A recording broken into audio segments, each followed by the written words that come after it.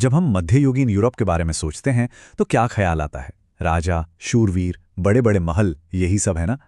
लेकिन क्या हो अगर मैं कहूं कि उस दुनिया को चलाने वाला जो सिस्टम था, सामंतवाद, वो उतना सीधा साधा नहीं था जितना हमें लगता है। आज हम इसी पेचीदा सिस्टम की परतों को एक एक करके खोलने वाले हैं। जरा सोचिए एक ऐसे सिस्टम के बारे में जहां कहने को तो एक राजा है जो सबसे शक्तिशाली होना चाहिए, पर असल में उसका पूरा कंट्रोल है ही नहीं। भला ये कैसे मुमकिन हो सकता है? यही तो सामंतवाद की वो पहेली है जिसे आज हम सुलझाएंगे। तो चलिए सबसे पहले ये समझते हैं कि आखिर ये सामंतवाद था क्या। ये सिर्फ जमीन के मालिकाना हक की बात नहीं थी, मामला उससे कहीं ज्यादा गहरा था। आसान शब्दों में कहें तो सामंतवाद एक डिसेंट्रलाइज्ड सिस्टम था। मतलब सोचिए कि राजा किसी कंपनी का सीईओ है, पर उसके पास बस नाम की पावर है। असली कंट्रोल तो लोकल ब्रांच मैनेजर्स के पास है, यानी सामंतों के पास, जो अपने अपने इलाकों में राजा की सारी शक्तियों का इस्तेमाल करते थे। और यहाँ एक मजेदार बात, ये शब्द आया है लैटिन के फ्यूडम से, जिसका मतलब ही होता है जमीन का एक टुकड़ा जो किसी सेवा के बदले दिया जाए। मतलब शब्द की जड़ में ही पूरे सिस्टम का सार छिपा हुआ है। ये स्लाइड सामंती समाज की कड़वी सच्चाई को दिखाती है। ये दो अलग अलग दुनियाओं की कहानी थी। एक तरफ राजा और सामंत, जिनके पास सारी ताकत, सारा पैसा और सारे अधिकार थे, और दूसरी तरफ देश की बड़ी आबादी, किसान और दास, जिनके पास शोषण और कड़ी मेहनत के सिवा कुछ भी नहीं था। ये एक बहुत ही कठोर और अन्याय से भरा हुआ सिस्टम था। तो सवाल ये है कि आखिर ये पेचीदा व्यवस्था असल में चलती कैसे थी? इसके पीछे के नियम क्या थे? चलिए इसके मेन हिस्सों को तोड़कर समझते हैं। इसे एक डील की तरह समझिए।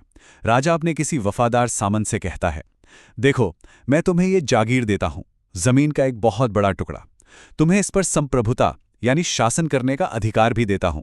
बदले में जब भी मुझे जरूरत पड़ेगी तुम मुझे अपनी सेना से संरक्षण दोगे। ये जमीन, अधिकार और वफादारी का एक कभी ना खत्म होने वाला चक्र था। ये शक्ति का एक झरना था। सबसे ऊपर था राजा, जो कानूनी तौर पर सारी जमीन का मालिक था। वो इसे अपने सबसे ताकतवर सामंतों को बांट देता था। फिर वो सामंत उस जमीन को आगे किसानों को खेती के लिए देते थे। इस तरह पावर ऊपर से नीचे की ओर बहती थी और पैसा नीचे से ऊपर की ओर जाता था। लेकिन किसानों के लिए हकीकत बहुत ही भयानक थी। ये लाइनें उसे साफ साफ बताती हैं। सामंत मनचाहा उनसे कर वसूल करते थे, उन पर अत्याचार करते थे और उनका शोषण करते थे। ये एक ऐसा सिस्टम था जो चंद लोगों के फायदे के लिए बहुत सारे लोगों के शोषण पर टिका था। किसानों के लिए ना कोई सुनवाई थी, ना बचने का कोई रास्ता। लेकिन कहते हैं ना, कोई भी सिस्टम हमेशा के लिए नहीं रहता, और सामंतवाद भी इसका अपवाद नहीं था।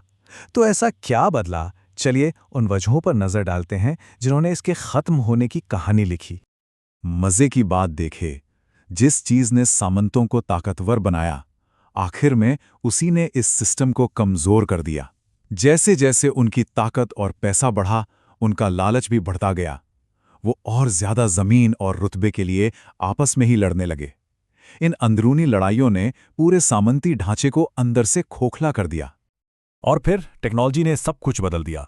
जंग के नए तरीकों ने सामंतों की फौजी ताकत को लगभग रातों रात पुराना और बेकार बना दिया। और ये स्लाइड इसे बहुत अच्छे से दिखाती है। सामंतों की ताकत उनके मजबूत किलों और तीरंदाजों पर टिकी थी, लेकिन अब राजाओं के पास तोपें और बारूद आ गए थे जो उन किलों की दीवारों को तोड़ सकते थे। उनके पास बंदूकों वाली प्रोफेशनल सेनाएं थीं। अचानक एक सामंत की ताकत बहुत कम हो गई और पावर का पलड़ा राजाओं की तरफ झुक गया। इसी के साथ साथ दुनिया भी बदल रही थी। नए समुद्री रास्तों की खोज हुई, व्यापार बढ़ा, जिसका मतलब था कि अब दौलत सिर्फ जमीन से नहीं आ रही थी। व्यापारी और कारीगर अमीर बन रहे थे और उनकी दौलत कैश में थी, जमीन में नहीं। इस बात ने सामंती व्यवस्था की नींव को ही हिलाकर रख दिया, जो पूरी तरह से जमीन के कंट्रोल पर आधारित थी। और व्यापार के साथ साथ नए शहर भी बसने लगे। ये शहर किसानों के लिए एक उम्मीद की किरण थे। वो सामंतों के जुल्म भरी जिंदगी से भागकर इन नए शहरों में आ सकते थे, जहां उन्हें काम मिलता, मौके मिलते और सबसे जरूरी बात, आज़ादी मिलती। ये शहर सामंती कंट्रोल से बाहर एक नई दुनिया बन गए थे।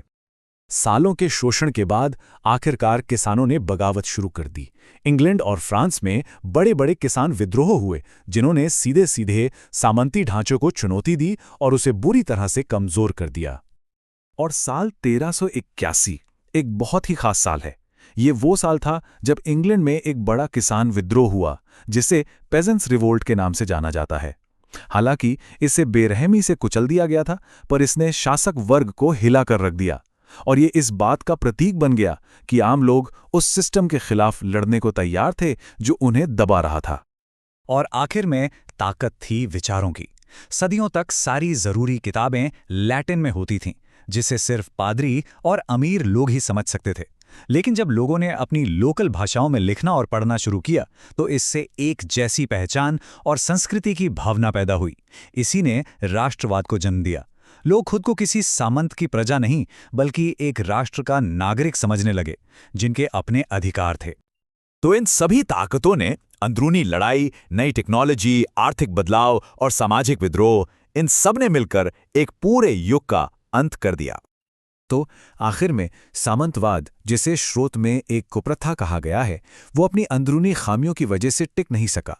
वो अकुशल था, क्रूर था और अन्याय पर आधारित था। जैसे ही दुनिया व्यापार, विज्ञान और नए विचारों के आधुनिक युग में आगे बढ़ी, ये पुराना और दमनकारी सिस्टम इतिहास के पन्नों में सिमट कर रह गया। और हम इस चर्चा को एक सवाल के साथ छोड़ते हैं। हालांकि मध्ययुगीन सामंतवाद तो खत्म हो गया, पर क्या उसके कुछ हिस्से, जैसे ताकत का गलत बंटवारा या शोषण करने वाले तौर तरीके, आज भी हमारे समाज में किसी न किसी रूप में मौजूद हैं? ये एक जरूरी सवाल है जिस पर हम सभी को सोचना चाहिए।